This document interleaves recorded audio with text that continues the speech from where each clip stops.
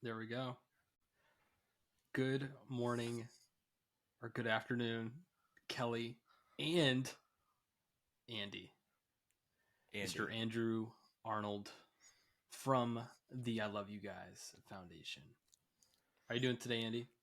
I'm excellent. To say I'm honored to be working with you guys again, and seeing some old friends from Crisis Go would be a vast understatement. However, Ethan, I do have a confession. Oh no. No, it's so you guys know I am an avid follower of this podcast, the Coffee with Kelly podcast. Huge fan. I mean, you say that you are. I don't really know that you are, but And we have no proof of that. Well, I think we debunked that last going... time when we conducted basically debriefs of almost every episode. But that's true. You did make a comment that you would only know if you would actually listen to the podcast. So I do remember that. That's right. Yeah. So I am an avid listener of the podcast. I draw a tremendous amount of value out of this. However, as you both know, things have been a little exciting in our personal lives lately. So I'm behind. So this will be exciting today because I don't know what you and Kelly have been talking about recently. What was the last thing you remember? December 12th. Christmas. I was going to say. Yeah. Do you know your name? Do you know where you I will have to explain. We did a podcast with Andy back in November-ish. It was a while early ago. December, something like that. And with the holidays and all the craziness that's been going on, we decided to use video and do podcasts with videos. And we hadn't had time to edit that podcast that we did with Andy. And so we decided that we would redo that one because now we have video, and we thought it would be much better if we did that than just edit the first one and work through it. But in that time, I think it's safe to say that we've become pretty good friends since then. And so we're super excited, and we think this one's going to be much better. Not that the first one was bad, but this one's going to be better. Absolutely. So, it's better. And we all look like we're loosely related. I just noticed that. Like bunch of bald men. Yeah. Oh man. All right, Andy, I gotta ask, what is up with all the patches? Our audience is gonna want to know. So I don't know what it is. If you're not familiar, I believe you're familiar with this part of the backstory, Ethan. But prior to working with I Love You Guys, I actually was a professional educator for a couple of years, from 1999 to 2003. I taught in a school district in southern Wisconsin, but I left and got into law enforcement. I think Kelly would maybe back me up on this. In the beginning, you have that kind of like, I can't believe they pay me to do this job. And you really get in, you want to help a lot of people. Well, towards the end, things shift a little bit. And the focus really, I think the most rewarding part of that career had always been the relationships that I've developed with other officers across the country at trainings or different incidents, or a connection that you make. And so within the law enforcement community, it tends to be kind of a gift that's passed on back and forth, is to exchange a patch or a challenge coin. And it's quite an honor that I don't take lightly to get one. And so I don't necessarily miss the job anymore per se, but I tremendously miss the relationships. And those patch boards behind me are representative of all the good people I crossed paths with during law enforcement or contracting in Afghanistan. And I'm very proud of them. Very proud of them. Very cool. Waiting for one from Kelly. You'll get one sooner than later. You'll get one. That's good. Yeah. I want one. You'll get one. So what are we talking about today, Ethan? So we are talking about standardization. And so this is this is the whole I Love You Guys. So since this is, even though this is our second podcast, I think Andy should kind of give us a little bit about who he is and what he does currently. Well, I'd be happy to. So as aforementioned, I had been in law enforcement and put about 19 years in there, took a little bit of a break for some work overseas. But when I came back, I had intersected with the I Love You Guys Foundation in around 2010. in Milwaukee at a SWAT conference, and I saw AJ DeAndrea present. He had a presentation called Tactical Decision Making and Its Consequences, or something to that effect. And within that, he did a debrief of Platte Canyon incident. And boy, it just resonated with me. So I had been an avid follower of the foundation for quite some time, and it just so happened an opportunity presented itself to start working as an adjunct in late 2022. And so I started doing that, and in mid 2022, and then late 2022, I went full time with the foundation. So my particular role in the foundation right now, we all wear many hats. But my primary role is an instructor explorer, and we do get a lot of questions, Kelly. People are like, "Boy, what's an instructor explorer?" So, my job is to go facilitate in-person or remote trainings for organizations that are interested in our programs. We try very, very hard to live up to the standard that we don't provide a training; we provide an experience. And then the other half of my job is being that explorer. And it's kind of like being that dandelion seed that blows all over the country and sees what everybody else is doing and latching on to good ideas and maybe evaluating ideas sometimes that in hindsight weren't so good, and just kind of debriefing that and being an avid student. Yeah, we appreciate that. We appreciate all the work you guys do. Obviously, Crisis Go and me specifically are big fans of I Love You Guys. As I've said before, but I'll say again, I was introduced in 2015 when we crossed paths at the Alert Conference in Texas, where I saw John Michael speak, and we had some occasions, actually several occasions, to reintroduce ourselves as we went on. And I'm a huge fan of the foundation and what they do. And this is really, the center for our conversation today is the standardization of procedures, protocols, and things that our schools and our businesses, our higher education, and so forth are doing. And it starts with the understanding that if people understand from a standardized level what they need to do in a given situation, then we're so much more ahead of that curve, right? And as long as we understand what we can do and should do, then we're ahead of that curve. So, Andy, give us a little bit about what it is that, is the foundational platform for the I Love You Guys. Well, there's actually several good answers to that question, but I will tell you probably the best answer would be this. We offer two really key flagship programs that I'm sure we'll address at some point.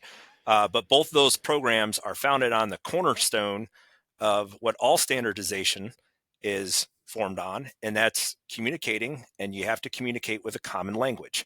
So the roots of everything that's in the doctrine we kind of push out is you have to have a common language. You absolutely have to. And if you go, and Kelly, we've talked about this in the past, formally and informally, and you've lived it in your career. And Ethan, you really have eyes on now in this particular role, being exposed to a lot of these different things. It doesn't matter if you're an educator, emergency manager, or a firefighter, EMS, law enforcement, medical facility worker. When you ask people what their operational challenges were after an incident, it almost always boils down to communication somehow, whether a physical challenge like the radios didn't work very well in this case, but a lot of times it's just language, understanding that language model, receiving the message and closing that loop so you can be a little bit more effective. Right. Yeah. So, Ethan knows we've talked about this many times. What's the number one opportunity for improvement during an after action review? It's communication every time. 100%.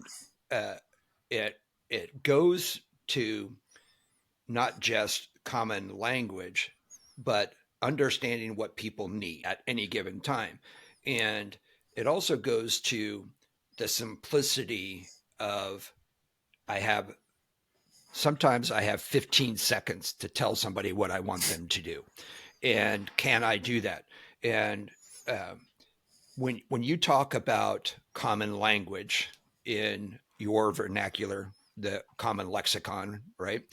And when we talk more than just setting out the procedures of locks, lights, out of sight in a lockdown, what do you need to do in a lockdown? Well, you need to locks, lights, out of sight.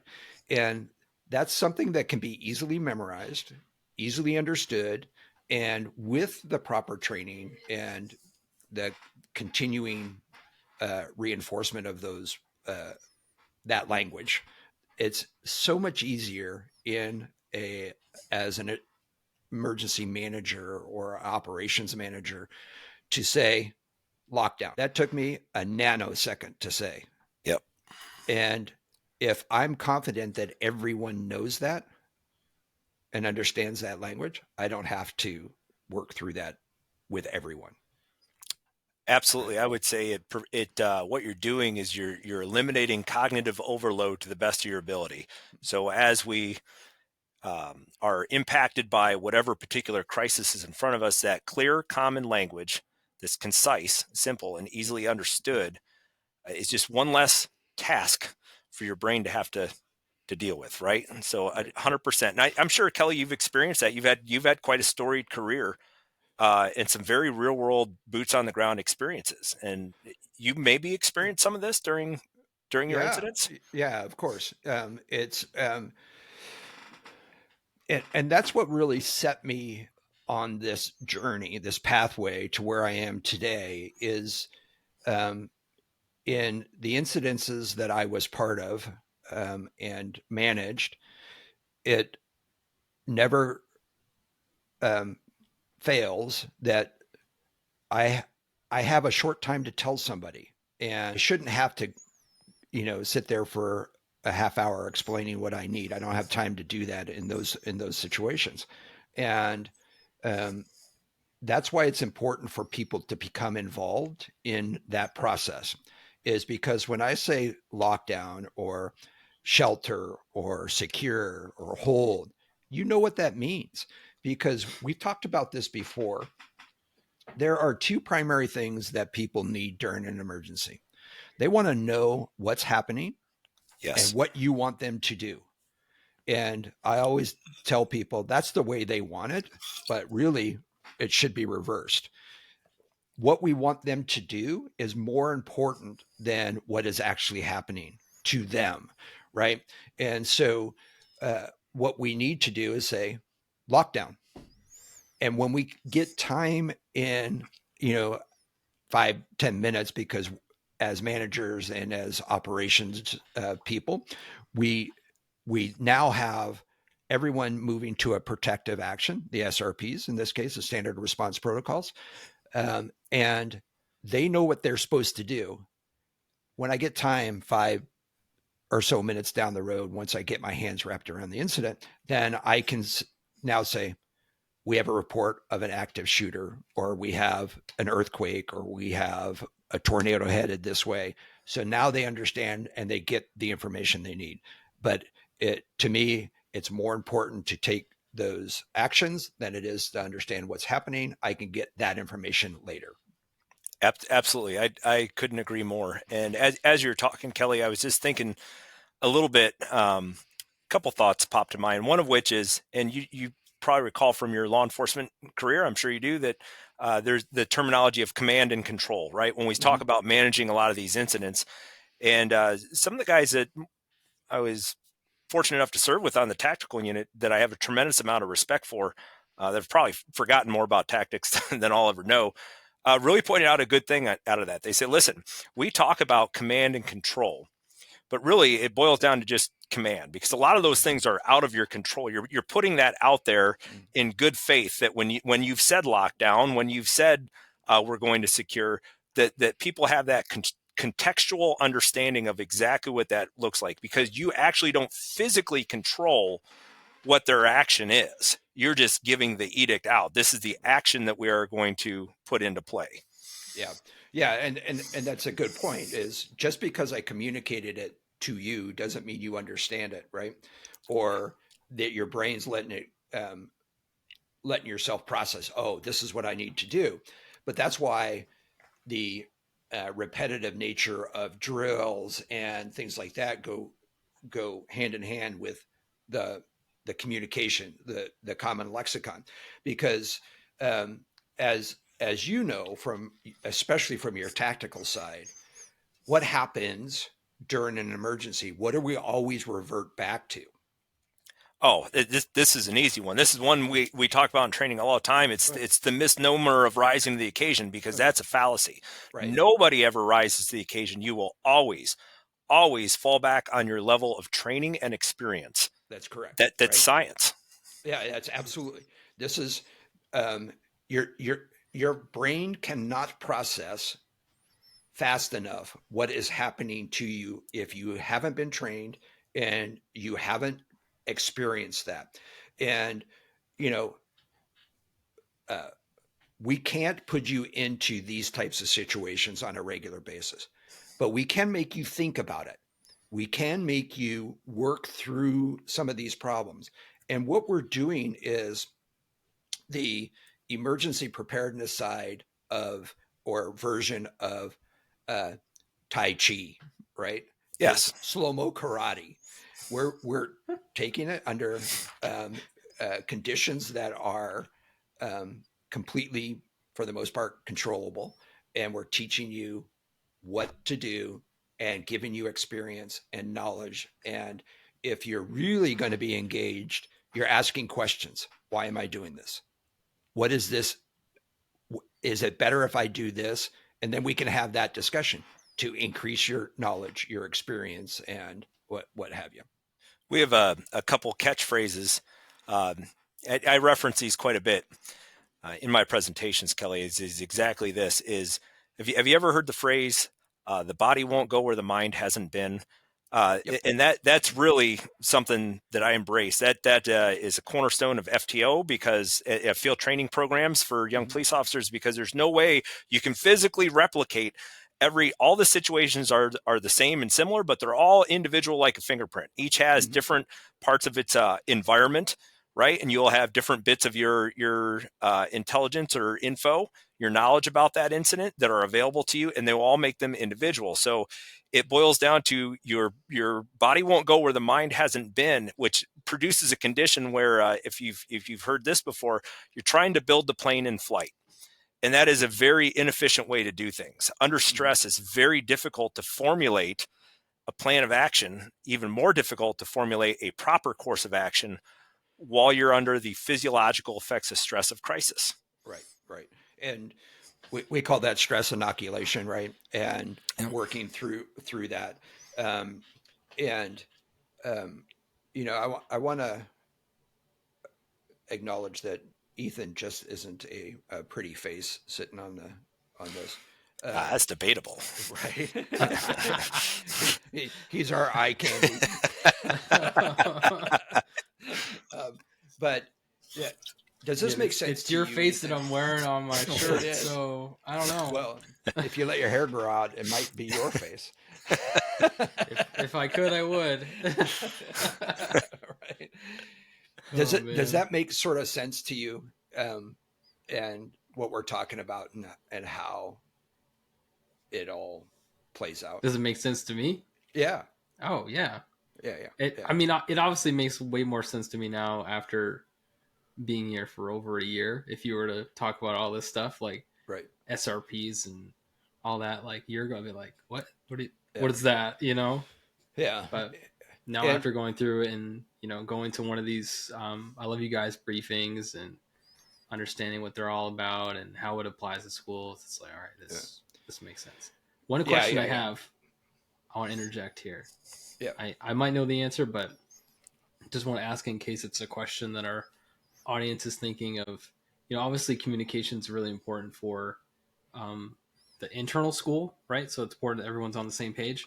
So why is it that all schools should be operating under the same process or be standardized in that kind of communication? What's the benefit there?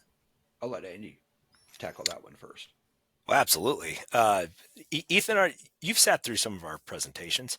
Do you recall kind of like the originating point of kind of the whole incident command process? Do you remember those slides when we talk about where did some of this stuff come from? It's cool if you don't. It's been a little bit, I know. I can't remember specifically. No. So in the 1970s California wildfires, right? There was That's right. a very key concept they stumbled on. If because one department, one agency, that was way too much for one. So it required a large response from multiple entities, right?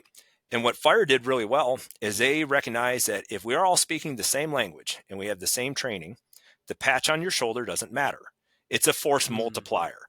And so a lot of times, whether you're a higher ed facility or a school district or maybe a private entity or municipality that uses some of these standardized things, because this is a two-pronged answer, Ethan, two-pronged answer. Different organizations have different resources as compared to others. Sure. And sometimes I think that we overestimate our capacity to respond to crisis within our own level of resources. Because I have certainly lived through that portion of it too. I think we have enough, and then suddenly you find out that you don't. And whether you ask for them or not, a lot of times in crisis, there's going to be people lending a hand. It's exponentially more difficult if you speak a different language. Okay. Particularly the inverse of that is it's exponentially a force multiplier. If I'm a school and I've had a school violence, because, Kelly, just to go down the side path real quick, one of the things I love about this podcast is we talk a lot about the active assailant scenario. Mm-hmm. We do. But what you guys do so well, and why I really enjoy this partnership, is we recognize that school safety is so much more than active assailant, right? So just to digress half a second, in law enforcement, the statistical percentage of officers that are involved in officer-involved shootings is extremely, extremely low. That is not a common occurrence in a officer's career, if it ever happens at all. The vast majority of police officers will go an entire career and never be in that situation. Okay, but they train for it rigorously because it is a low frequency, high liability situation. Conversely, they write thousands of reports in a career. So you would think that you would want to shift your training to that, because some of those reports could use some help, correct? but there's less of an emphasis on that and more on the low frequency, high liability type activity. So the reason I bring that up here is when we talk about school safety, I feel like we get very siloed sometimes on that active assailant. But man, crisis comes in so many different forms, Ethan. So if I have an event in my organization that supersedes my capacity to handle, if we're all speaking the same language, let alone, let's remember that you're going to have first responders coming and maybe they speak a different language or don't understand your language, right? But maybe my neighbor can help me out a little bit. We're starting to see geographically, like county-wide reunification teams for school districts that are like, hey, listen, let's all pitch in. And then if the day happens, whatever school is impacted, that school can focus on doing that stuff. And their teachers can be parents, but we can help out. But the cornerstone is you got to speak the same language. Yep. Yeah, I agree. And I appreciate you bringing that up, because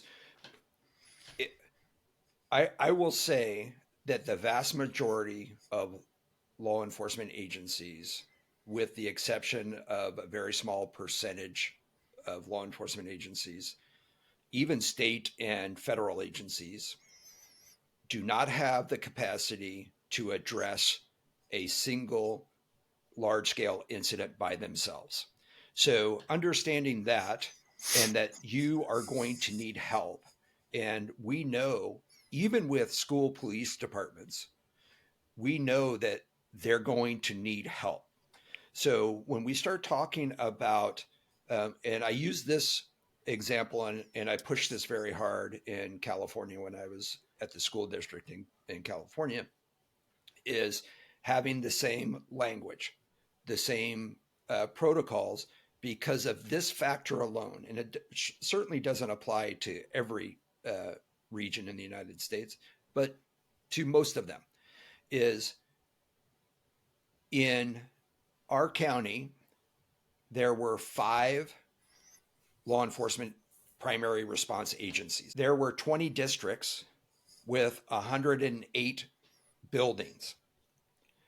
And if you want law enforcement and the fire departments to understand what it is that you are doing, wouldn't it be better if we were all talking the same language? If we were all talking and doing the same thing under the basic circumstances, set of circumstances, depending on what it is, right? And if I said I'm in a secure, now every agency in the entire county understands that. And of course, you're going to have some state agencies that come in play, and now they're going to start talking about it and so forth. But understanding that when I say we're in a secure or a shelter, they understand exactly what that means. And that takes that bit of their operation. They can check that off as done because they understand what that is and they know what it is. And when I first arrive at a scene or an incident, in any case, I have to put my hands around it and I have to understand what's going on. And I have to know the status of the situation that's going on. So from that perspective, I need to start checking off boxes. Oh, is this? I hear this. I see this. I being told this. I see people acting this way. And now that gives me an idea what's going on.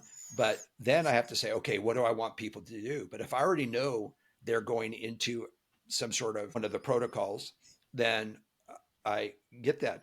And here's what I think a lot of our schools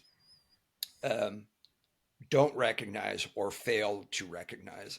And that is, we're not only training our kids what to do in a school setting. 100%. We are training our kids to protect themselves no matter where they're at. We do that incrementally, just like we educate them from kindergarten all the way to the point where they graduate and even into college and so forth. If they understand the standard response protocols and the standard reunification method and what have you, then that's applicable no matter where they're at. And the best way to describe that is through standardization. Not only that, within every district, I don't care how big or how small, your kids are going to move from one building to another or from one grade to the next, even if they're in the same building. And you don't want to be teaching them different stuff at different schools. If they transfer one school to another, they need to know what's going on. And that's the same with your staff. Over a 20-year career in education, the chances of your staff starting at one building and ending their career in that building is very small. Not to mention substitute teachers, itinerant workers, district staff. It just makes so much sense. When I went into the district I was at, they had 20 buildings with essentially 20 different plans and protocols. So one of the first things I did was I brought I Love You Guys in for that purpose. Man, Kelly, if you don't mind me just touching on a few things there, because boy, you just drilled a bunch of nails right on the head. But this is kind of that second prong of that answer, Ethan. But real quick on the chance that there's somebody tuned in from your audience that isn't necessarily familiar with this, and we won't deep dive this unless you feel it's appropriate, because I just want to touch on it before I get where I'm going here. But the actions we're referring to are the 5 actions of the Standard Response Protocol.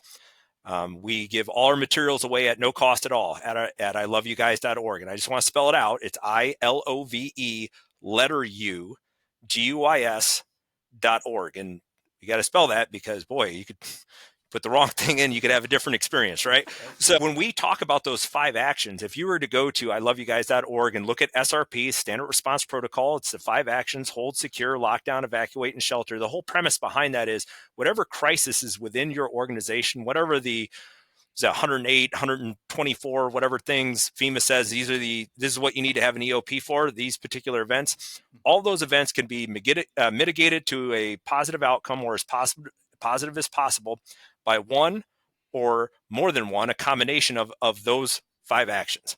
Okay, so that being said, we'll get to that second prong to reinforce what Kelly said. If you were to also go to iloveyouguys.org, you would notice, because we're absolutely 100% born and still primarily operating in the K-12 safety space, you'll also notice to be like, wow, they offer programs for higher ed. They offer programs for businesses. They offer programs for the municipalities. The SRP works. They have resources for all those different environments. Well, Kelly, that is exactly the effect, the cause and effect of what you're talking about. So in Colorado, where this started gaining a lot of traction, where the foundation was born with the Keys family, 2 of the best human beings that you'll ever have a chance to interact with, as it took off, those kids in those elementary schools went to high school. And after they went to high school, they graduated and they went to tech colleges, junior colleges, and universities. And it wasn't long before there was a call for, hey, this can work here. Do you guys have materials for a higher ed thing? Because they were getting the student base that had gone through that. Well, what happens after your tech college, junior college, or university experience? You graduate and you go out into the workforce. So suddenly there is a need for materials that we tweak the language just a little bit, and you don't have students and teachers, you might have employees and visitors. But at the end of the day, those individuals went out into the workforce, and those principles are applicable in every single one of those environments. And it's because it's standardized. If you look at a state like Nebraska, we have good friends down in Nebraska, great relationship with them. And they'll say that, listen, there is such a small percentage of our schools that are not using SRP, such a very small percent, that it's difficult for those students and staff, if they're in another facility for an athletic event or a competition or whatever, that they're the group that doesn't understand the common language. Right. And that's a bit of a pickle, right? And we're talking about parents as well, right? 100%. And understanding that. And that's where, for me, this is such a valuable tool, process, organization for us to be associated with, because it drives all of this in a manner in which we can jump on board and help with that. And that's why when I went to the school district, I brought them the foundation on board. And then when I went to Crisis Go, I said, this is something we needed to do. And they had already had some conversations. Don't get me wrong. I wasn't the first one to think of it. But bringing that partnership together has been, I think, valuable to both of us, I think. And so, I look forward to expanding what you guys are doing and expanding and seeing how we can help each other, because this is an evolutionary process. We're always looking at other things because neither one of us have the complete answer to things. And so I look forward to that. Before we move on to saying goodbyes and passing out virtual hugs to each other. Is it that time already? It's close. It can't possibly be. It's close. I noticed, I got a notice in there, I want to say newsletter, but it could have just been something with your face on it. So sorry. I've grown up with this one all my life. But you had a beard your whole life? Yeah. It's awkward in kindergarten. Well, never mind. The dinosaur chicken nugget breading gets stuck in the dino nugget. But I think I saw something about something new that you guys are doing, and that's that fireside chat. It's the campfire chats. Yeah. Campfire. Yeah. Super cool concept, and I can kind of give you the overview of it and then tell you when the next one is. The first one was very, very cool. So if you've seen us live, you know that we refer to this campfire theory quite a bit. It's a theory within the presenting world and public speaking, but we understand that when we are doing that, people give us the gift of their time and attention, right? And it's more like just a chat around the campfire. Well, we kind of try to maintain that standard. So as the foundation, we're very grateful for the amount of growth we've experienced. We try to be incredibly up to date on things. We try to evolve, because you touched on it too. Things are ever evolving. You never get perfection, because it's always the cat and mouse game with crisis. But at the end of the day, it got to the point where we started talking, maybe it makes sense. We'd been approached at the briefings a couple times. Sometimes I think this one came from one of our friends down in Temecula, California.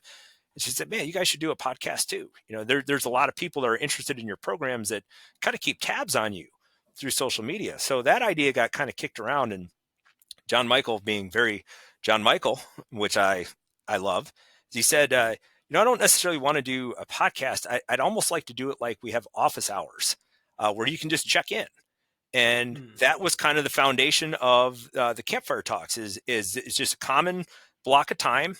It's the next one is coming up Monday on the, what is that, the 12th? Monday the 12th.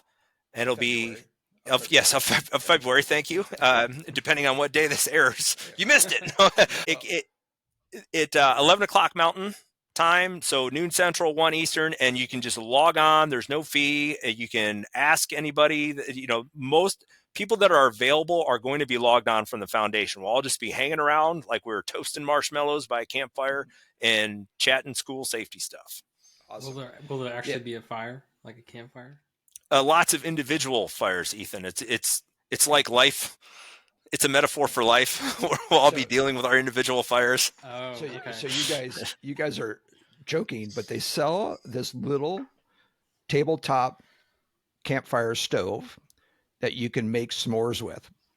Wow. That's awesome. Cool. Yeah. That doesn't sound like a fire hazard at all. No, but it's cool. No, yeah. Yeah. Hey, well, if a fire happens, use one of these 5 actions and you'll be good. Right. Well, every cool thing comes with some sort of risk, right? That's right. But this will likely air after that. But I wanted you to get the concept out there, because I think this is just, as we've stated, and this is why I love you guys. Why I love Crisis Go is the priority is safety. The more discussions we can have around safety, and frankly, if we're talking school safety, we're going to get into areas that are uncomfortable for people. Yes. And I think that's part of that process.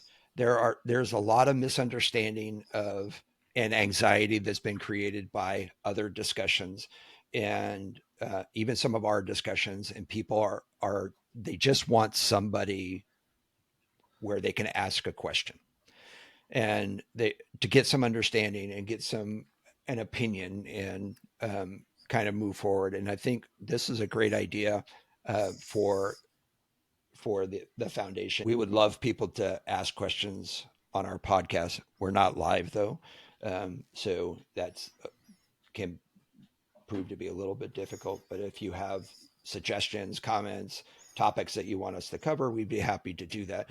And we've started a new format for our podcast, and that's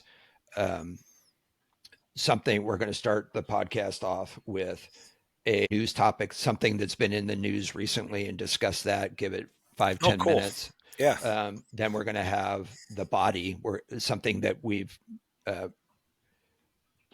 talked about, wrote about, the body of that particular podcast. And then Ethan, the little creative devil, is going to ask me a burning question. And it's going to be completely off the cuff, and a burning question that he thinks people might have, and get my natural response to that. So I love it. And then we'll end the podcast. But I think that moving of getting good information and having those discussions. I think, like I told you, I'm going to tune in and see how it goes. See what it's like. I think that's a fantastic idea, and I hope you guys success with that. Thank you. Yeah, please do stop by. I got to tell you, I'll need 90 more seconds of your time if you're getting ready to kick me off. I will tell you this. First of all, love the video format, and thank you for your kind words, Kelly. But we have a lot of mission partners. I had done before interacting with you guys, I had done a 2-day reunification exercise with Crisis Go Support down in Florida. And it was a tremendously positive experience. To me, I really saw the tremendous amount of value of the relationship between our organizations. So always been a fan, right? And then we interacted. Mm-hmm. And then beyond interacting in our first whack at this, which side note, so much cooler with the video. It is. It's just fun, To us. Yeah, anyway. To us. Yeah, everyone's like, God, stop talking and turn the camera off. I will tell you this, and I talk about this quite a bit when I'm out and about making contacts. This is a tremendous resource. I'm a huge Coffee with Kelly fan. That is not lip service. I don't get a set of Crisis Go steak knives for saying that or anything. We have a lot of great partnerships with great people that our missions line up together. But I find this as a personal, tremendous resource for me because, as you know, we are all avid students. And I think that you never get to where you want to be in school safety. It's like fitness or financial. You're constantly chasing perfection, knowing you can't ever get there. Right. Which leads me to my closing comments, because one thing that I do recall from the very first podcast that we did, first of all, I appreciate you both. It is even more true now than the first time I said it. So next time I see you both, I need to give you a coffee bean. And I don't know if you recall the story of the coffee bean. And it's not my story. It's not my story. But I'll give you the abridged version, because I see you both as coffee beans trying to be change agents for environment. Okay? So if you're not familiar with the story of the coffee bean, high stress situations, crisis, life in general can be like a pot of boiling water, right? This comes from Damon West. He's an author. I'm not stealing material. This is where I heard it. It's so cool. It's such a cool metaphor. And I'm going to give you 3 things to put into that boiling pot of water. The very first one I'm going to give you is a carrot. Ethan, what happens when you throw a carrot in a pot of boiling water? It gets soggy and it's very squishy. Yes. You change the carrot. You do. You change the carrot. That's the proper answer. And you're going to come into contact with people like that in your organizations, right? People that are, I'm going to do this, I'm going to do that. I'm a hard charger. I'm high energy, blah, blah, blah. But under pressure, they just kind of turn gooey. They don't stick it out, right? They're soft. I'm going to give you an egg now, Ethan. Put the egg in the boiling water. What happens to the egg? It also changes. It does also change. The egg is hard on the outside, but it's kind of gooey on the inside, and that's just your regular good person, right? But under pressure, under that tremendous amount of heat and stress, that can harden people. And when you deal with crisis and you deal with these high pressure situations, it has effects, and sometimes it changes people. And we become jaded. Maybe the glass is a little half empty, a little bit more half empty than it was half full. And you wind up sometimes becoming part of the problem, not part of the solution. Okay. But Ethan, what happens when you throw a coffee bean in a pot of boiling water? Some wonderful magic happens. It turns to coffee, right? And how appropriate to be talking about this on Coffee with Kelly, because the coffee bean is the change agent. It changes its environment around it. And I see you guys as 2 hard charging people out there doing everything you can to change the environment to be better for everyone. And make no mistake, we are in a boiling pot of water right now on multiple levels, on multiple issues. So I appreciate you guys more than I can ever probably put into words. So thank you for everything you do. We appreciate you and all you do. And I will not be ashamed to say this. If you're going to give me a coffee bean, I like mine covered in coffee. and chocolate. You can make an exception for you, Kelly. I tell you what, you guys are something else. I can't wait to shake your hands again. I really can. Thank you so much for having we me are on. looking forward to it. Are you going to be at the briefings? Let's talk about the briefings real quick in April. Those are coming up. Yeah. So the 16th and 17th, I believe, right? Yeah, I believe you're correct on the dates, and the reason I say I believe is we're shifting a little model right now. It's kind of in the busy season, right? This iteration of briefings is kind of coming, to, for lack of a better term, Christmas season starts kind of end of the spring throughout the summer for training. So we're going to have all necessary staff there that's going to facilitate the briefings, the regional briefings. If you've ever had the opportunity to go to the Denver briefings, and I know you have, Kelly, it's very special. You can't deny the electricity and the vibe in the air just from being in an area that has experienced so much crisis, in the birthplace of the foundation, and Platte Canyon and Columbine and STEM and Youth with a Mission, and you go on, and I don't want to start naming because I don't want to miss one. You feel that in your soul. But when they changed to going to these regional locations, that was a very cool adaptation. So the foundation will be up in Duluth, Minnesota at that time. We've made some good friends up in Minnesota there, doing a lot of good work in a challenging environment. And they'll be doing those on those dates. I personally will not be there. I'll be seeing our friends down in Imperial County, California, those dates. Oh, love that place. Yeah. That's awesome. It is, man. Here's what's funny about society right now. And I will just address the elephant in the room. Our purpose as an organization is to reunify, and there's the physical sense of reunification that we teach with our programs, but things are very divisive right now. And at the end of the day, it's funny because it doesn't really matter where you're on the spectrum on a lot of different things. Our mission is keeping our kids and our staff safe, right? So we work very hard to be a reunifying organization. That goes right up to the top with John Michael and Ellen, and that is not necessarily like something that's subtle. It's just who we are. I have been so pleasantly surprised to find in every state, in every geographic region that I've ever been in, there are so many good people across this country. And it doesn't matter what state, what area, what you feel, there are people that are 100% mission driven on this. And it's super motivating, super motivating.